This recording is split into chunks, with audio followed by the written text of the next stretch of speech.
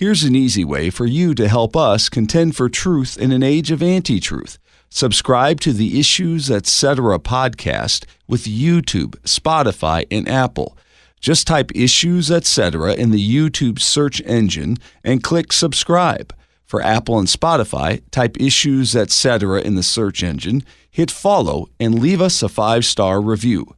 Help us inform other podcast listeners by subscribing to the Issues Etc. podcast with YouTube, Spotify, and Apple.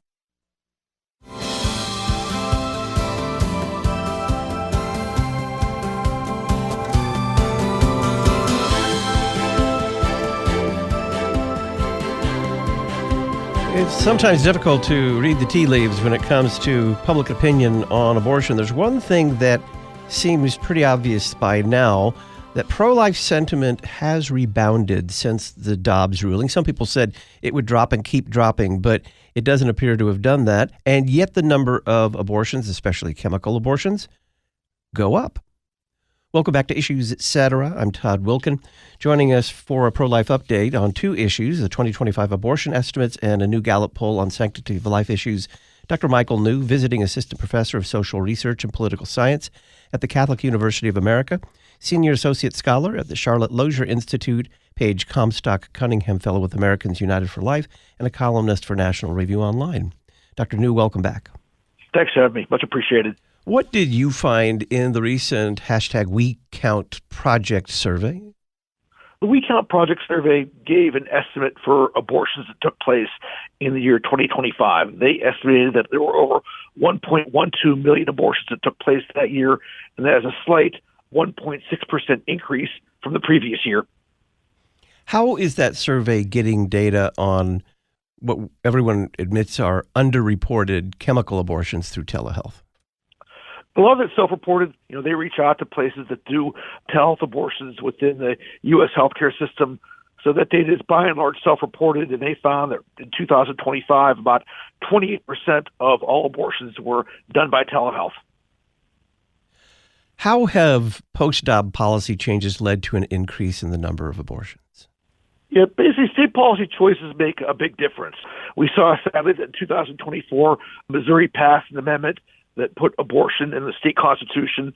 In 2025, we saw a number of abortions go up by 68%. We also saw in 2024 a judge struck down North Dakota's life and conception law. Abortions in North Dakota went up 57%. So that's a big increase there. And there's other smaller policy changes that make a difference as well. Delaware's Medicaid program started covering elective abortion, and there we saw abortions go up by 6%. So policy choices make a real difference in a post-Dobbs world. What can pro-lifers learn from the WeCount numbers? First, policy matters. We saw states like Missouri and North Dakota have laws that were struck down, pro-life laws that were struck down. Abortions went up. So policy matters. And a top priority really needs to be stopping telehealth abortions. Again, the WeCount numbers indicate that about 28% of all abortions are done by telehealth. They're undermining all of the state-level pro-life laws that we passed because women in states like Texas, Mississippi, and Alabama can order abortion pills by telehealth. So if the FDA could clamp down on it, which they could do today, we'd stop a lot of abortions and protect a lot of mothers and children. What did a recent Gallup poll show about Americans' attitudes on abortion? Basically showed a lot of stability. One good finding was it found that about 49% of all Americans think abortion should be illegal or legal in only a few cases. So that was a good finding.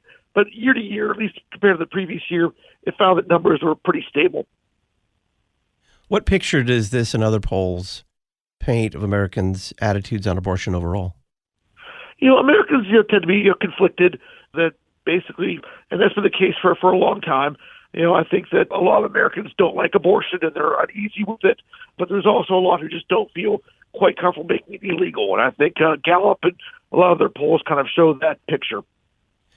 Has pro-life sentiment rebounded since the Dobbs ruling? Yes, it has. There's been a number of polls, including the Gallup poll, that show gains in pro-life sentiment since summer of 2022. After the Dobbs leak happened and after the Dobbs decision was handed down, a lot of polls did show that support for the pro-life position fell a bit, but that's rebounded. And many polls show an increase in support for the pro-life position. That would include Pew, that would include Associated Press, that would include Gallup, that would also include the Public Religion Research Institute. So many polls all show that pro-lifers are making some long-term gains in the court of public opinion. Dr. Michael New is visiting assistant professor of social research and political science at the Catholic University of America. He's senior associate scholar at the Charlotte Lozier Institute, Page Comstock Cunningham Fellow with Americans United for Life, and a columnist for National Review Online. You can read his columns on the podcast page for this episode at issuesetc.org. Dr. New, thanks. Great. Have a great day. Lutherans for Life has a fall gala this Friday evening, September the 18th, in Des Moines, Iowa. The gala will feature a fellowship hour, a ministry update, and a keynote address from Dr. James Lamb. Learn more at lutheransforlife.org, lutheransforlife.org. Austin Ruse will be alongside from CFAM. We'll talk about the Southern Poverty and Law Center's hate list.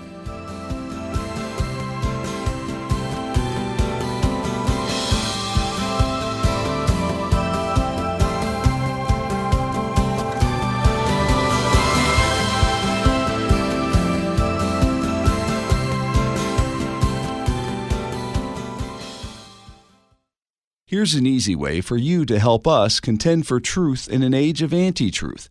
Subscribe to the Issues Etc. podcast with YouTube, Spotify, and Apple. Just type Issues Etc. in the YouTube search engine and click subscribe. For Apple and Spotify, type Issues Etc. in the search engine, hit follow, and leave us a 5-star review. Help us inform other podcast listeners by subscribing to the Issues Etc. podcast with YouTube, Spotify, and Apple. Lutherans for Life applies God's Word, both His law and His gospel, to all the life issues: abortion, sexual purity, assisted suicide and euthanasia, and biotechnology. If you have any questions about LFL resources, or if you want to find out more about forming a life team or life chapter, or becoming a life advocate, contact Lutherans for Life at 888-364-LIFE or at info@lutheransforlife.org. Defending life from beginning to end. You're listening to Issues, Etc. For nearly 140 years, the Lutheran Witness has taught the faith, defended it against error, and shown forth the great treasures of the Lutheran Church and biblical doctrine. We're continuing this legacy by publishing issues and articles that help you see the world from a Lutheran perspective and that teach biblical doctrine and show forth the treasures of God's Word. Visit our website to learn more and how to subscribe, witness.lcms.org. The Lutheran Witness, helping you interpret the world from a Lutheran perspective. Teaching the great books helps grow students' love for what is good, true, and beautiful. That's why Memoria Press publishes literature guides for students in 1st through 12th grades. These user-friendly guides teach students to contemplate classic novels so that they may grow in wisdom. Learn more at memoriapress.com. Save $5 when you enter the coupon code LPR26MP.